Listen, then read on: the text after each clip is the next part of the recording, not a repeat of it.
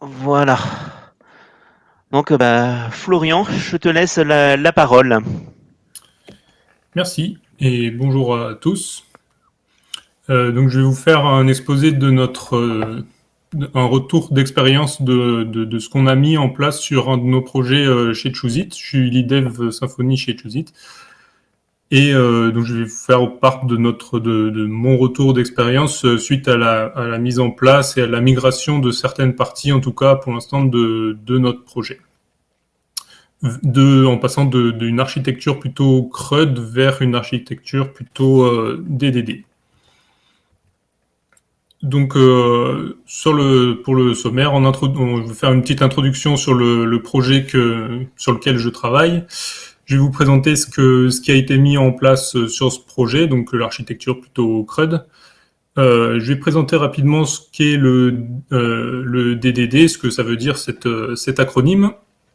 Je ne vais pas rentrer non plus trop dans le détail. Il y aura certaines choses qui resteront extrêmement vagues et qui manqueront de détails, mais l'objectif là n'est pas de présenter complètement dans le détail ce qu'est DDD, mais plus d'avoir un premier aperçu d'une des solutions justement qui permettent d'éviter les problèmes de CRUD que Julien a pu démontrer juste avant.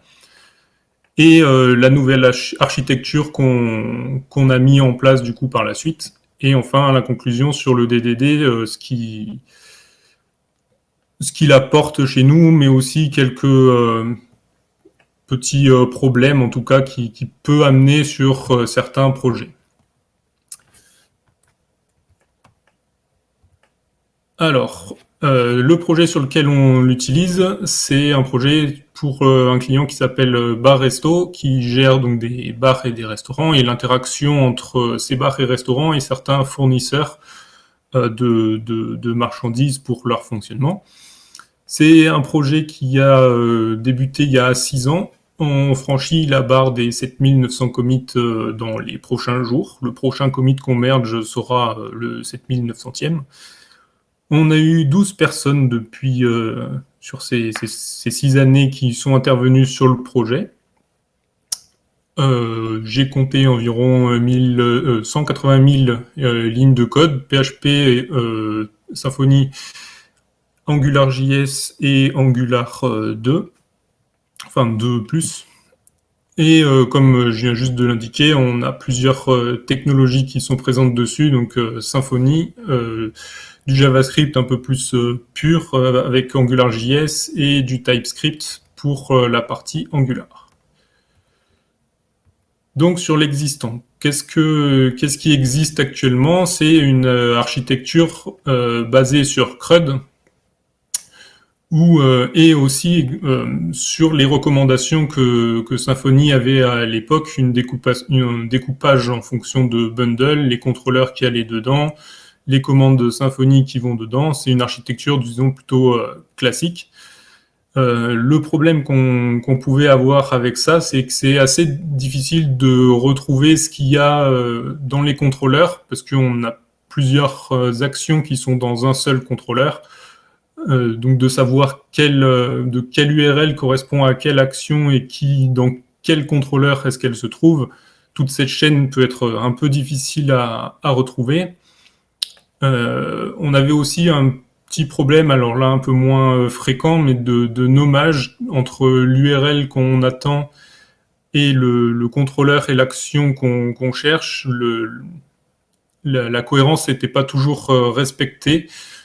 Par rapport aux architectures d'API.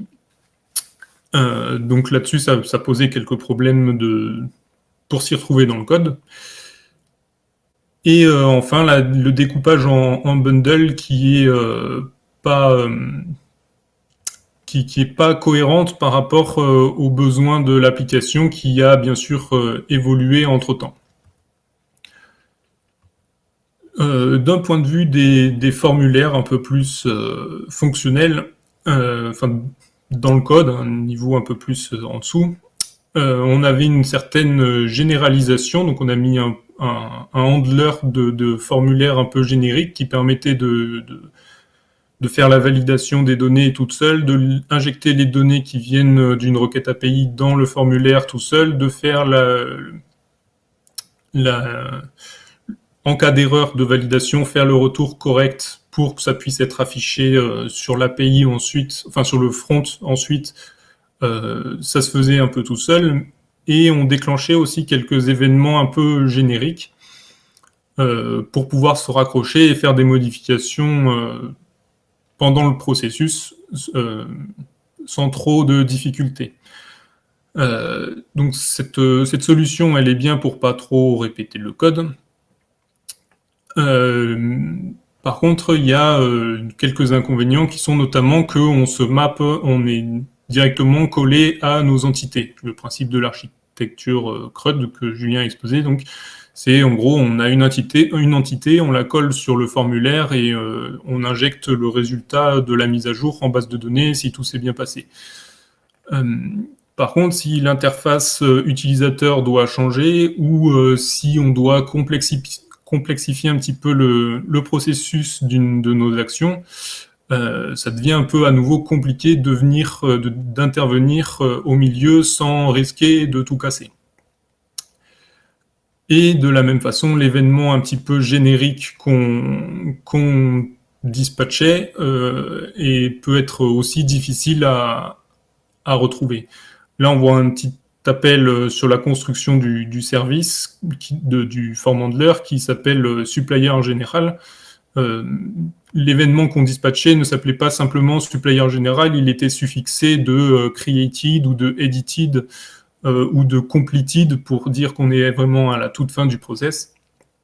Donc de retrouver les event handlers qui correspondaient pouvait être un peu long, fastidieux, et on pouvait potentiellement aussi en oublier. Sur le côté front, c'est une application AngularJS, donc actuellement 1.5. On n'a pas fait la mise à jour jusqu'à la dernière version. Donc, je ne sais plus si c'est 1.5 ou 1.6. C'est pas trop important. Le problème de AngularJS, un des problèmes, c'est que, en tout cas, ce vers quoi on est arrivé, c'est qu'il arrivait assez fréquemment qu'il y ait pas ou peu de réutilisation entre les différents contrôleurs qui pouvaient exister ou les différents services.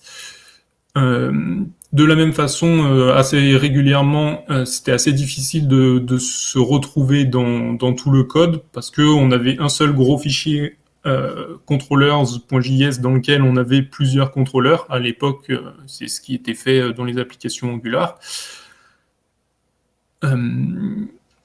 Et de la même façon, l'architecture des répertoires pouvait prêter un petit peu à confusion. Un coup, c'était on a des suppliers et des adhérents, donc members, mais les deux sont quelque part aussi liés dans l'application. Donc un coup, il fallait être dans le répertoire supplier member, un coup, il fallait être dans le répertoire member supplier, et la confusion pouvait être un petit peu difficile à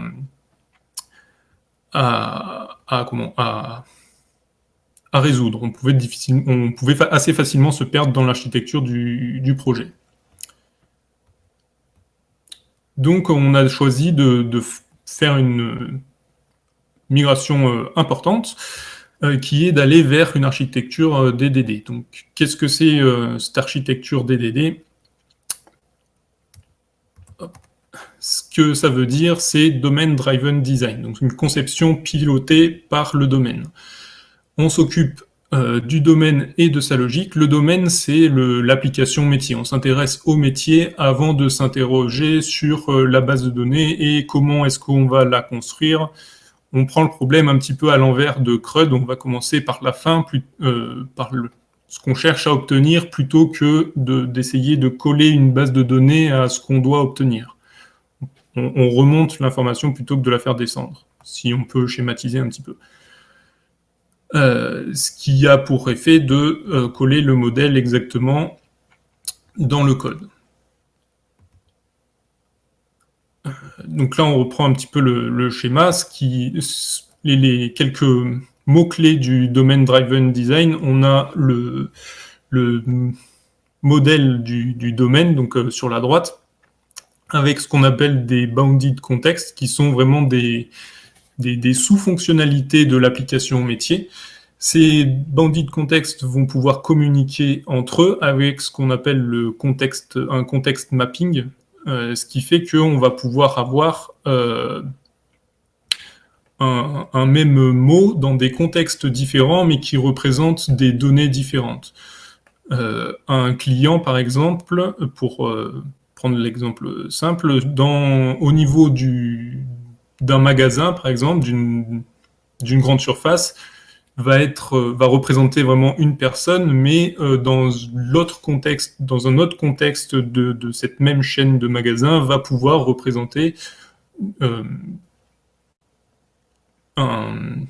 quelqu'un d'autre à livrer, par exemple. Pas forcément une personne physique, ça peut être une autre entreprise à livrer, mais qui est quand même cliente de cette première entreprise. Donc on a deux bounded contexts qui sont un côté le magasin et un autre la gestion du stock, par exemple. Et dans chacun des contextes, on a un client, donc d'un côté pour le bounded contexte magasin qui représente vraiment la personne physique, et dans le bounded contexte de la gestion des stocks qui va être une autre personne à livrer. On va mettre en place également une chose assez importante qu'on appelle l'ubiquitous language, qui n'est pas vraiment traductible en français, mais c'est un langage sur lequel on va se mettre d'accord avec le client, ou en tout cas les personnes avec lesquelles on interagit, pour que tout soit tout le temps clair et au même niveau. Que lorsqu'on parle d'un client, ce soit tout le temps la même représentation qu'on se fasse, que ce soit du côté des développeurs, si on peut le prendre un peu bas niveau, et du côté client. Si on parle qu'il n'y ait pas de désaccord et que tout reste clair pendant les phases de conception et de développement. Voilà pour les principaux mots un peu importants du DDD. Il y a beaucoup plus que ça. Je vous laisse aller voir, vous renseigner un petit peu sur le modèle, où on aura éventuellement l'occasion de refaire des meet-up. Donc pour notre application, on a choisi de découper différents contextes qui sont donc le côté un peu administration, le côté portail et le côté boutique. L'administration, c'est tout ce qui va être un peu dans le back-office, tout simplement, avec les adhérents, la gestion des adhérents, la gestion des prospects, des fournisseurs, etc. Vous voyez déjà aussi que là, on a les bounded contextes qui sont administration, portail et boutique, ont des sous-contextes qui sont la gestion des adhérents, la gestion des prospects. On peut vraiment sous-découper à chaque fois. Dans le contexte portail, on a à nouveau cette notion d'adhérent, mais qui est représentée d'une façon différente. On a les utilisateurs, et de la même façon, dans ce dernier contexte qu'on a choisi de créer, la notion d'article et de panier qui, à nouveau, vont différer leur représentation et leur gestion va différer par rapport aux articles qui se trouvent dans le contexte d'administration. Donc, à droite, on a une petite illustration où on a à gauche le contexte qui représente les ventes, et à droite, le contexte qui représente le support. Dans chacun des deux contextes, on a des customers et des products qui représentent quelque part la même chose et qui doivent communiquer entre eux, en tout cas, mais qui ne vont pas du tout porter les mêmes données. Dans le contexte de vente, par exemple, sur le customer, on pourrait imaginer un numéro de client. Sur le contexte du support, on va pouvoir imaginer une adresse, je dis n'importe quoi, mais une adresse qui ne correspond potentiellement pas du tout à l'adresse qui est dans le contexte des ventes. Le langage dont je parlais tout à l'heure, qui est important, donc c'est la mise en place d'un langage commun. Avec la petite illustration à côté, vous voyez que le contexte vraiment importe. Les deux personnages disent la même chose, ils parlent d'une souris, sauf que dans le contexte du développeur, pour faire simple, ou des personnes qui utilisent l'informatique en tout cas, vont potentiellement parler du pointeur de l'ordinateur. Et dans le contexte de tous les jours, potentiellement, on va parler du petit rongeur. Donc nous, on a choisi dans notre langage, on parle d'adhérents, de prospects, de fournisseurs, d'industriels, etc. Et à nouveau, dans chacun des contextes différents, ces notions-là peuvent représenter des choses un petit peu différentes. Dans le DDD, il y a une autre chose importante qui est centrale en fait à la façon de développer de cette façon-là, qui sont les commandes. Les commandes, qu'est-ce que c'est? C'est une action qu'on doit créer. Donc là, c'est order placed, donc créer une commande, en gros. On transforme cette commande en quelque chose. Donc cet ordre de commande, cette commande qui va dire créer une commande, faut pas se mélanger entre la commande d'un produit et la commande du DDD. Donc on va être traité par ce qu'on va appeler un handler et va l'enregistrer en base de données d'une certaine façon par rapport à son propre contexte. Et ensuite, on va pouvoir l'utiliser pour retrouver un paiement à faire par rapport à cette commande. Donc, on aura calculé un total. Et à nouveau, relancer une nouvelle commande qui va être payer la commande numéro 370, par exemple. Donc, c'est vraiment quelque chose une action que l'on doit exécuter. Donc dans notre exemple, enfin dans notre application de Paresto, on a une commande qui s'appelle créer un prospect, créer un fournisseur, create supplier, create industrial, une commande get articles list pour récupérer la liste des articles. Pour le contexte d'administration, donc là elle est porteuse de certains paramètres qui sont relatifs au contexte d'administration et qui vont avoir un impact sur la requête finale qui va être exécutée. Et on a une autre commande, getArticlesList, pour le contexte de la boutique, qui va être porteuse d'informations différentes du contexte d'administration et qui va retourner potentiellement également des données différentes du contexte d'administration.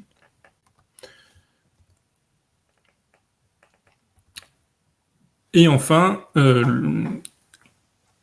donc là, on s'est occupé vraiment du domaine de notre application. Et il faut vraiment arriver à isoler cette partie-là de toute l'infrastructure de notre application. L'infrastructure, ça va être tout ce les outils qu'on va utiliser autour, que ce soit Symfony, que ce soit Doctrine, les différents clients HTTP qui sont spécifiques à certaines API. Donc, par exemple, nous, on utilise Elasticsearch, on utilise quelques API externes également. On fait en sorte de mettre une couche, une interface, concrètement, une interface entre l'infrastructure qu'on utilise, donc que ce soit Elasticsearch ou Doctrine, et notre domaine. De la même façon, chaque couche séparatrice peut être différente d'un contexte à un autre.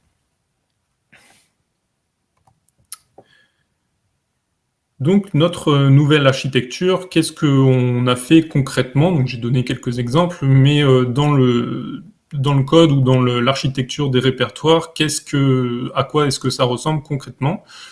Donc une remanipulation complète de tous les dossiers qu'on avait. On n'a plus du tout de notion de bundle et de Symfony. On a vraiment notre contexte back-end qui a des sous-contextes administration qui est un peu générique pour le coup, notre sous-contexte communication, notre sous-contexte développement qui correspond à la gestion des adhérents, des prospects et ce genre de choses, le contexte purchase qui va être lié à nos fournisseurs et nos industriels. on voit pas, mais beaucoup plus bas, en plus du domaine back-end, on va avoir du coup notre domaine portail et un dernier domaine qu'on a créé plus récemment, un contexte, pardon, qui est public, parce qu'on a créé une API complètement publique que d'autres prestataires de Baresto peuvent utiliser. Et dans ce répertoire, donc dans ce sous-contexte PureChase, on a vraiment un répertoire qui correspond au domaine avec les commandes du domaine qui sont donc créer le fournisseur, créer l'industriel, les exceptions qui sont liées à ce domaine-là, l'objectif étant toujours aussi que le code corresponde au métier. Donc s'il y a une erreur comme un fournisseur qui existe déjà, on va avoir une exception spécifique qui dit que le fournisseur existe déjà. On a un dossier de handler qui contient toutes les classes qui vont permettre d'exécuter les commandes. Et deux derniers, un dossier query qui correspond du coup c'est la même chose que les commandes, mais pour de la lecture uniquement. On a choisi de séparer en deux catégories les commandes qui permettent l'édition et la manipulation de données, et les queries qui sont pour la lecture uniquement. Et on a un dernier dossier qui est event, qui va représenter, une fois qu'une commande a été exécutée, on va dire cette commande a été exécutée. Et on va pouvoir mettre à nouveau des handlers derrière qui vont pouvoir intercepter cet event et redéclencher potentiellement de nouvelles commandes ou faire des manipulations à nouveau des données ou envoyer des mails. Donc par exemple, la commande créer un fournisseur associé, on va avoir éventuellement, c'est pas obligatoire, un event qui va être le fournisseur a été créé. À cet événement, on va rattacher un handler qui va envoyer un mail pour dire tel fournisseur a été créé avec tel et tel contact et telle donnée. C'est une option envisageable. En plus de ce dossier domaine, dans ce contexte PureChase, on a un dossier infrastructure où là, on va avoir vraiment le dossier qui correspond à Symfony, et du coup, on va avoir un dossier commande. Donc là, c'est plus du tout une commande du domaine, c'est vraiment une commande Symfony bin console. On va avoir les contrôleurs de Symfony, donc je vais détailler un petit peu après. De la même façon, les formulaires qui correspondent vraiment à Symfony.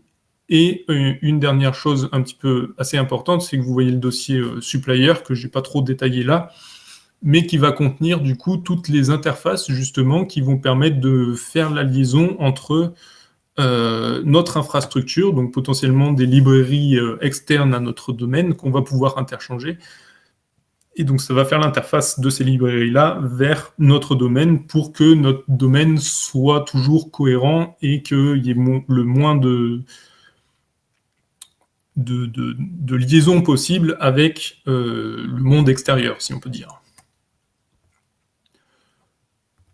Notre migration vers Angular, je voulais en parler un petit peu, même si c'est un peu moins DDD, c'est qu'on a choisi de calquer le modèle qu'on a appliqué dans notre architecture Symfony au modèle Angular. Donc on retrouve notre contexte administration, communication, développement, PureChase et quelques autres en plus. Et de la même façon, dans notre contexte PureChase, on va retrouver la gestion de nos industriels et de nos fournisseurs. Donc comme ça, on a vraiment un vrai parallèle qui se fait entre les deux, et pour s'y retrouver, c'est nettement plus simple.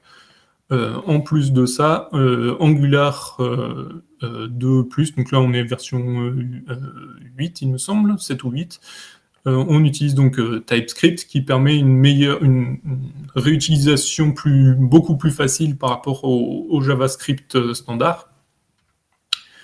On peut faire des extensions de classes, des sous-classes, des classes abstraites, etc. Ça nous simplifie beaucoup la vie pour beaucoup de nos interfaces qui, jusque-là, à chaque fois, on était obligé de dupliquer du code potentiellement un peu vieux qu'il fallait éviter de copier. Donc là, sur ce point-là, c'est pas directement lié au DDD, mais ça nous apporte une belle amélioration pour la maintenance. Pour les contrôleurs, ce que je disais tout à l'heure, c'est qu'ils font partie vraiment de la couche infrastructure. Donc là, on ne se gêne pas pour utiliser tout ce qui correspond à Symfony. Donc on a utilisé un trait qui permet de simplifier quelques manipulations. Notre contrôleur, on l'a appelé un peu comme notre action qu'on construit sur notre API, post contact import. Donc là, ça va être une méthode un point d'API qu'on va appeler en post. Ça va servir à importer les contacts. Et dans ce contrôleur-là, on va avoir une seule action qui reprend un petit peu le même nom. Alors on est obligé un peu de la nommer de la même façon que le contrôleur et surtout de finir avec action à cause de FostRest qu'on utilise, FostRest Bundle. Mais potentiellement, justement, en le mettant à jour, ce bundle-là, on n'aura plus qu'à modifier que les contrôleurs, tout le reste de notre code restera strictement identique et tout devrait continuer de fonctionner normalement, sans avoir besoin de remanipuler tout notre modèle de données. On a quelques petites méthodes pour nous faciliter un peu la tâche, pour retrouver notre fournisseur et pour vérifier si l'utilisateur qui est connecté a le droit d'accéder à notre fournisseur. Ensuite, on fait appel à notre formulaire, Alors, on a toujours cette notion de form handler. La seule grosse différence, c'est que notre formulaire n'est plus du tout mappé, on le voit juste après, n'est plus du tout mappé sur nos entités. On reçoit directement un tableau de données et on dispatch, on demande à Symfony de handle notre commande qui s'appelle import contacts avec juste les paramètres dont elle a besoin pour travailler. Donc l'ID du fournisseur sur lequel on doit importer les contacts, une petite case à cocher reset pour demander est-ce qu'il faut effacer toute la liste de contacts ou non, et le nouveau fichier dans lequel on a renseigné de nouveaux contacts à importer. Donc voilà à quoi ressemble notre commande. Le new import contacts qu'on a en bas correspond à cette classe-là. Donc on retrouve notre ID de fournisseur. Est-ce qu'on doit nettoyer toute la base de contacts de ce fournisseur avant d'importer notre fichier? Et le fichier à uploader qu'on récupère plutôt depuis notre formulaire. Et une des choses importantes, c'est que notre commande est immutable. Donc on fait que des new, et vous voyez qu'ici on n'a que des... Alors on les a pas préfixés de get parce qu'on a trouvé que ça servait à rien. Mais nos propriétés sont private, et pour accéder au contenu de ces propriétés-là, on passe forcément par les méthodes qui nous retournent directement les valeurs. On a fait ça pour s'assurer qu'il n'y ait pas de problème à l'avenir avec de futurs éventuels développeurs qui arriveraient. Au moins, ils savent que s'ils veulent faire modifier les données qui sont présentes dans la commande, ils sauront assez vite que c'est pas une chose à faire. Le handler de cette même commande, donc on a une classe qu'on peut appeler de la façon dont on veut. Donc là, par convention, nous, on l'a appelé import contacts handler. On y met une méthode invoke, une méthode magique de PHP. Hein, c'est une méthode de PHP basique. C'est la façon dont fonctionne également le composant Symfony Messenger qu'on utilise pour ce cas-là. Et dans cette méthode-là, on va mettre uniquement notre logique métier qui correspond à la commande d'import de contact. Donc on va charger notre fichier qui est vous l'avez vu juste avant, un SPL file info. On va le charger, on va le transformer en un tableau qu'on va pouvoir manipuler. On va récupérer le fournisseur sur lequel on va pouvoir on va importer les nouveaux contacts. Si on ne le retrouve pas, on retrouve notre exception dont je vous parlais tout à l'heure, notre fournisseur n'existe pas, qui est vraiment une exception métier. C'est un problème métier que le fournisseur n'existe pas. Et enfin, on a notre logique métier. Donc si la commande nous demande de nettoyer avant l'import, on supprime tous les contacts qui existent, qui sont liés à ce fournisseur-là. et ensuite on les supprime de la base, et sur la suite on importe, alors je sais plus, j'ai pas mis la suite, mais on va traiter chaque contact de notre fichier pour l'importer dans notre base de données, donc là concrètement vraiment sur des entités. Mais vous voyez qu'on manipule pas du tout à aucun moment, sauf tout à la fin dans ce handler-là, les entités on les manipule que vraiment en bout de chaîne. Jusqu'à ce handler-là, vous n'avez vu aucune entité. Sauf dans le contrôleur, mais là c'est pour pouvoir avoir le 404 qui va bien si jamais on fait un post sur un fournisseur qui n'existe pas. En conclusion, ce que nous a apporté un peu cette approche du DDD par rapport au CRUD, alors c'est à nouveau, hein, c'est pas un DDD complet et vraiment aussi rigide aussi assidu et proche de ce qui peut être écrit dans les livres. C'est un petit peu ce que j'ai pu en comprendre jusque-là et la mise en application. Donc dans les pour, on a une organisation beaucoup plus claire des fichiers qu'on crée et à quel endroit est-ce qu'on doit les créer. En gros, c'est si j'ai une interaction directe avec un élément externe à mon métier, je vais le mettre dans la couche infrastructure. Si c'est vraiment des éléments de notre métier entre eux, on peut le mettre dans la couche domaine. On s'y retrouve beaucoup plus facilement pour retrouver les fonctionnalités, parce qu'on a les commandes, on a les handlers, on a les contrôleurs qui sont un petit peu mieux nommés et hiérarchisés. Si on est sur l'interface qui nous permet de créer ou éditer le fournisseur, on sait que la commande, ça va être edit supplier, et on va aller chercher cette commande-là, on va aller chercher le handler qui va bien, on va avoir qu'un seul process à vérifier, et normalement, il n'y a pas d'impact qui sera créé ailleurs. Là où les entités, si on avait mappé notre formulaire sur notre entité, est-ce que toutes les données de notre entité sont tout le temps bien mises à jour? Là, on le sait très rapidement grâce à un test. D'ailleurs, j'ai pas trop parlé des tests, mais du coup, on va tester nos handlers directement, et dans les tests, on saura très très vite qu'on a oublié de mettre à jour la date de désactivation de notre fournisseur par rapport à son booléen, est-ce que mon fournisseur est actif ou non.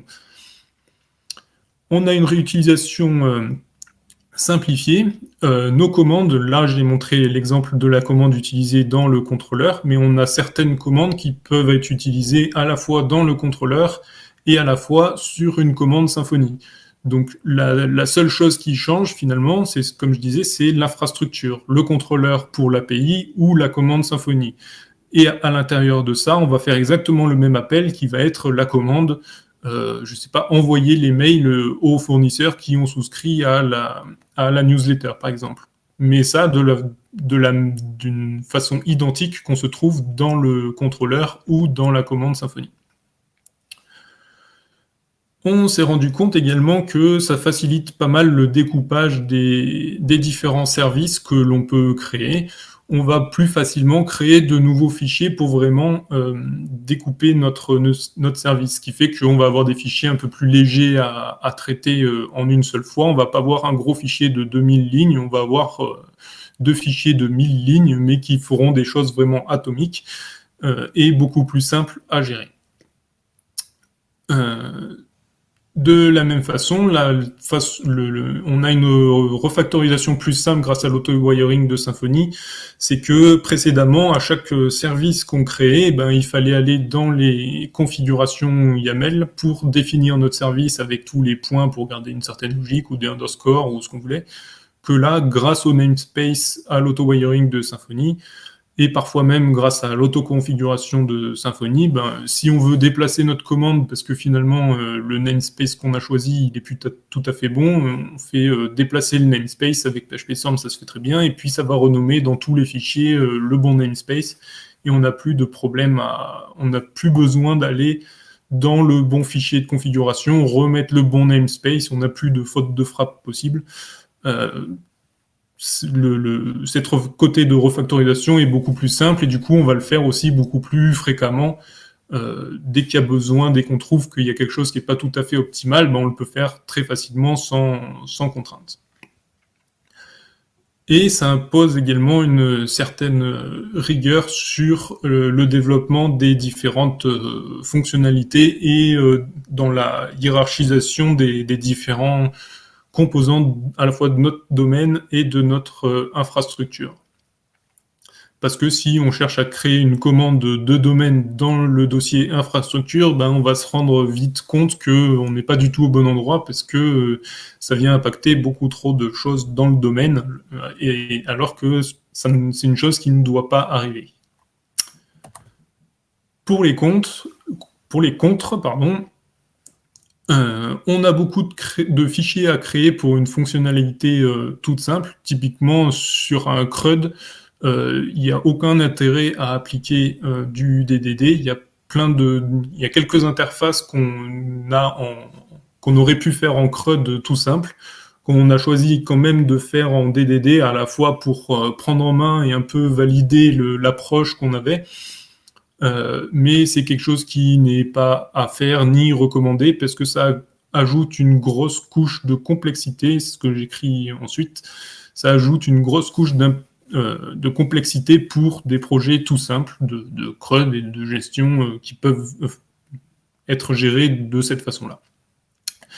Et l'autre difficulté qu'il peut y avoir, c'est que pour les nouvelles personnes qui ne connaissent pas les concepts de base du DDD, ou les quelques notions, c'est plus difficile. La formation de ces personnes-là est plus compliquée, enfin en tout cas plus longue.